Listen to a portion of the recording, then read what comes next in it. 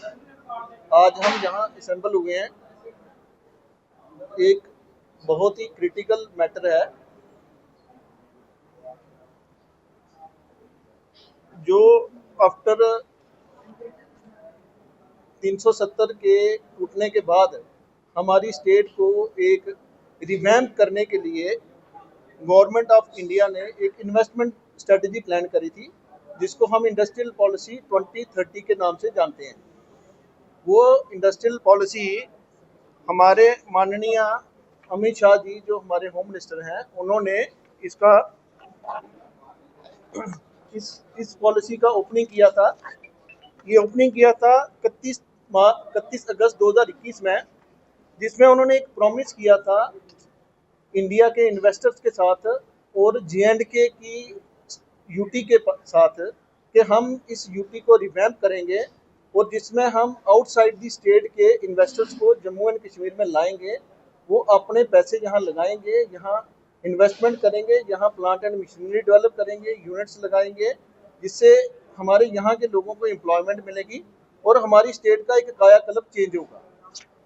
ये इस पॉलिसी का जब इन्होंने ओपनिंग करा है, इसमें हमारे माननीय पीयूष गोयल जी, जो हमारे कॉमर्स मिनिस्टर हैं, और साथ में डॉक्टर जितेंद्र सिंह जी, जो हमारे जम्मू एंड कश्मीर यूटी के एक ऑनरेबल एमपी हैं और स्टेट में मंत्री हैं, वो उन्होंने एक प्रॉमिस किया था लोगों के साथ।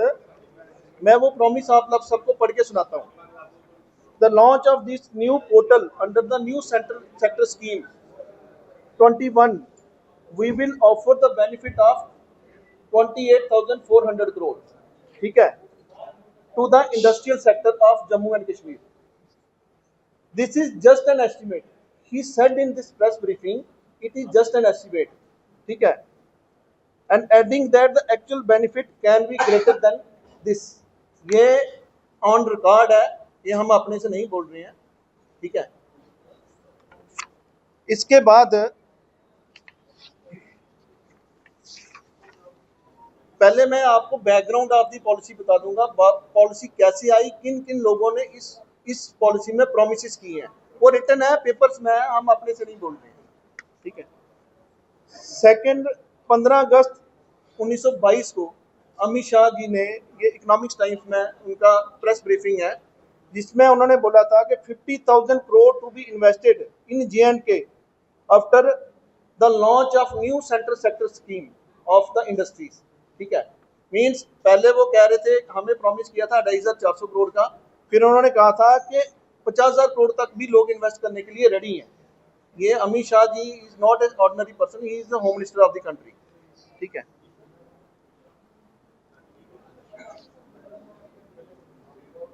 अब मैं थोड़ा सा आपको सेक्टर स्कीम क्या है उसके बारे में बता देता हूँ। ये सेक्टर स्कीम है, इंडस्ट्रियल यूनिट्स जो लगने थे उनको कुछ इंसेंटिव थे, वो अपने यहाँ इन्वेस्टमेंट करते तो उनको कुछ बेनिफिट्स मिलने थे।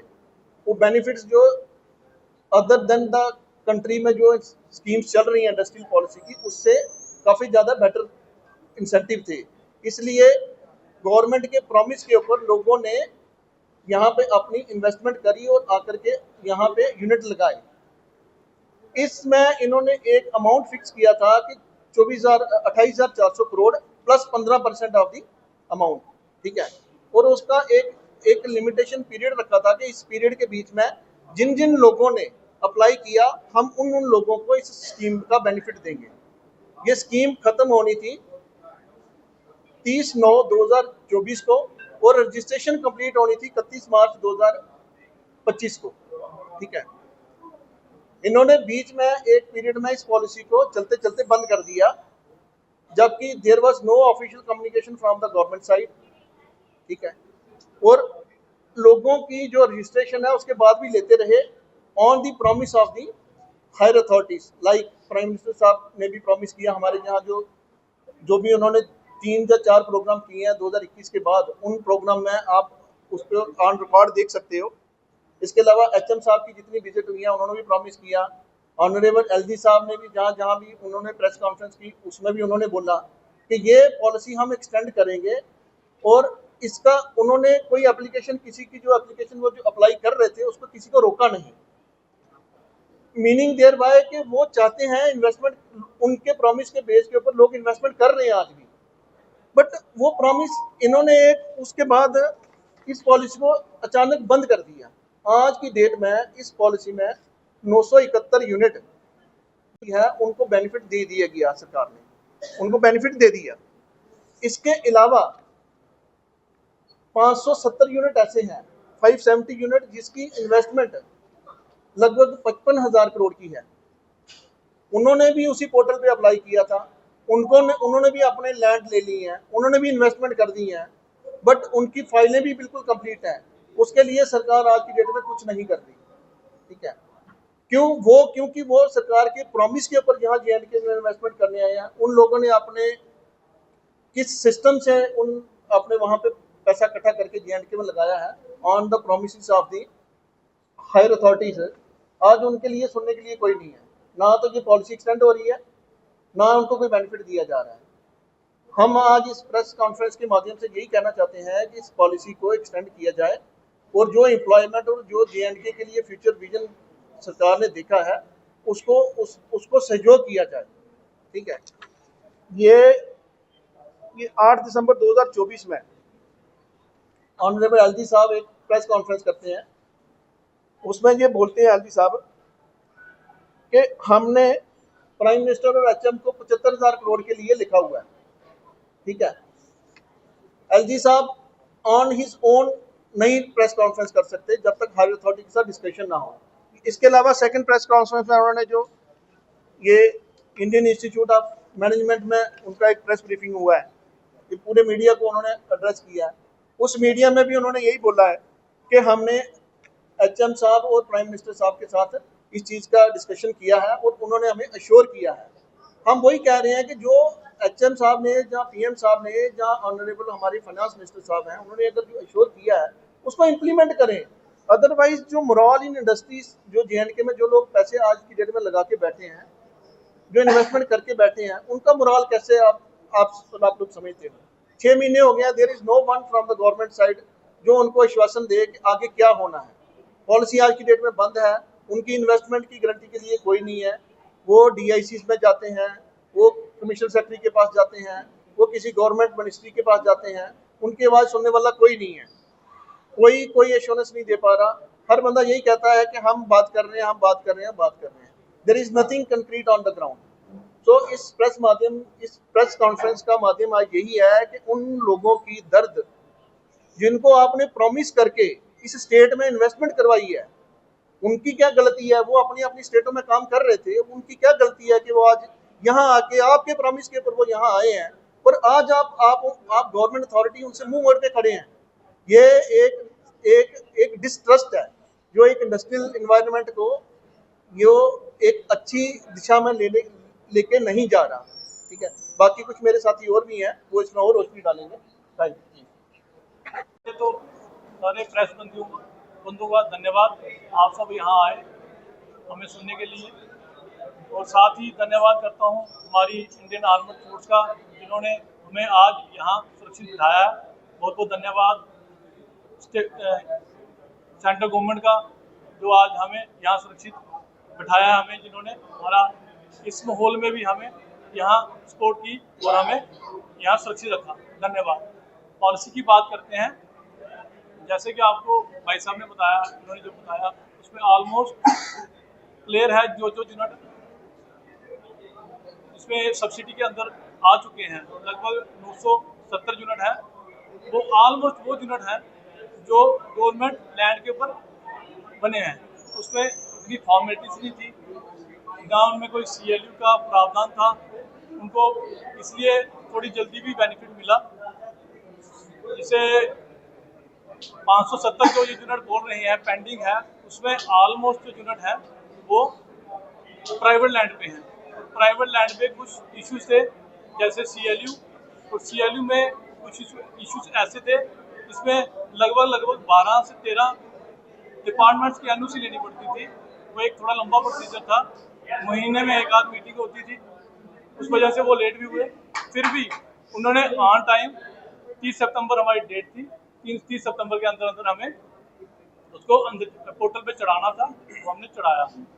उसके बाद जो आज यहाँ माहौल है, सब डरे हुए हैं।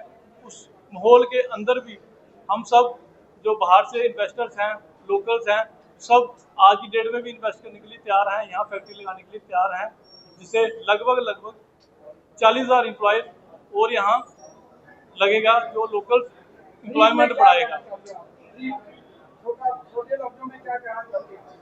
मेरी गवर्नमेंट से अपील है, एक रिक्वेस्ट है, एटलीस्ट जो 30 सितंबर के अंदर अंदर पोर्टल पे चढ़े हैं उनको एटलीस्ट सब्सिडी पोर्टल के अंदर एडजस्ट किया जाए, इतनी रिक्वेस्ट है। धन्यवाद। बाहर से, जम्मू कश्मीर के बाहर से, चाहे वो पंजाब हो, हरियाणा हो, दिल्ली हो, चंडीगढ़ हो, मुंबई हो, बहुत से लोगों ने हैवी इन्वेस्टमेंट की J&K स्टेट के अंदर। ये पॉलिसी ऐसी थी, इतनी अट्रैक्टिव थी कि जिस आदमी का बजट 100 रुपये का था, उसने इन्वेस्टमेंट की 500 रुपये की, बैंक से लोन लिए, बाहर से लोन लिए। लेकिन आज इस सब्सिडी के रुकने की वजह से वो इस स्टेज पे खड़े हैं कि ना, अगर ये पॉलिसी उनको स्कीम सब्सिडी नहीं मिलती तो may be 90% of them will go to bankruptcy, जिससे बैंक्स को भी एक हैवी लॉस होगा और उन लोगों के साथ तो जो होगा वो होगा ही। सेकेंडली, ये जो 570 यूनिट्स जिन्होंने विद इन टाइम अपनी टोटली सारे कंप्लायंस पूरे किए, वो 40,000 लोगों को लगभग एम्प्लॉयमेंट देने वाले थे इस स्टेट के अंदर। जो एक इस सब्सिडी ना आने की वजह से उन लोगों का सर्वाइवल ही मुश्किल हो गया। तो ये सिर्फ उन 570 लोगों की कहानी नहीं है, ये 40,000 एम्प्लॉय उन लोगों के लिए है जो रोजगार उन्होंने पैदा करने थे। उन 40,000 परिवारों के लिए एक बहुत बड़ा बैकलॉग होगा कि अगर ये स्कीम ना बढ़ी तो उनके लिए बहुत बड़ा एक इशू रहेगा। सेकेंडली, हम गवर्नमेंट के जो पोर्टल था, जो रजिस्ट्रेशन के लिए इन्होंने पोर्टल इशू किया, उसमें कहीं कभी कोई लाइव डाटा नहीं दिया कि इनका बजट कितना पेंडिंग है, कितना यूटिलाइज हो गया। और जब भी हम लोग डिपार्टमेंट जाते थे या किसी से भी बात करते थे तो यही सुनने को आता था कि अभी तो बहुत बजट पड़ा है, अभी स्कीम में बहुत अमाउंट पेंडिंग है। और हम लोग अपने लगा लो डॉक्यूमेंट्स कंप्लीशन में लगे रहे और बैक ऑफ द डोर लगा लो कुछ लोग जिन्होंने लगा लो डॉक्यूमेंट्स कंप्लीट कर दिए, उनको रजिस्ट्रेशन दे दी गई।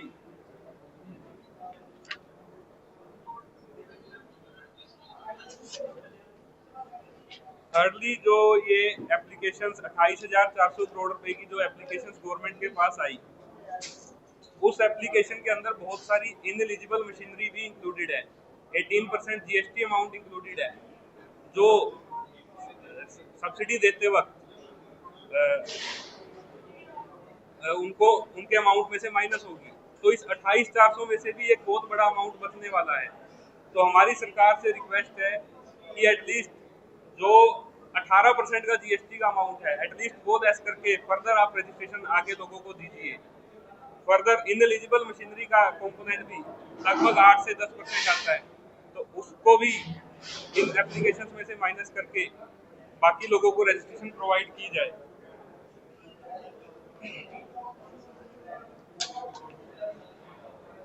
हर के स्टेट में टेरर अटैक हुआ, पहलगाम अटैक हुआ और उसके बाद इंडिया पाकिस्तान वॉर जैसी सिचुएशन बनी। उसके बाद यहाँ पर लेबर के अंदर बहुत डर बैठ गया और हमारी लेबर वापस भाग रही है यहाँ से। अभी हमें दोबारा यहाँ पर लेबर लाने के लिए हायर कॉस्ट पे, डबल सैलरी पे लेबर यहाँ बुलानी पड़ेगी। विदाउट सब्सिडी हम लोग सरवाइव कर ही नहीं पाएंगे स्टेट के अंदर।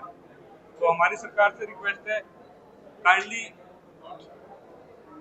सब्सिडी का अमाउंट बढ़ाया जाए और जिन लोगों ने एटलीस्ट 30 सितंबर जो इस सब्सिडी की लास्ट डेट थी उससे पहले अपनी एप्लीकेशंस कंप्लीट कर दी, अपने सारे डॉक्यूमेंट्स कंप्लीट कर दिए, एटलीस्ट उनको तो रजिस्ट्रेशन दी जाए।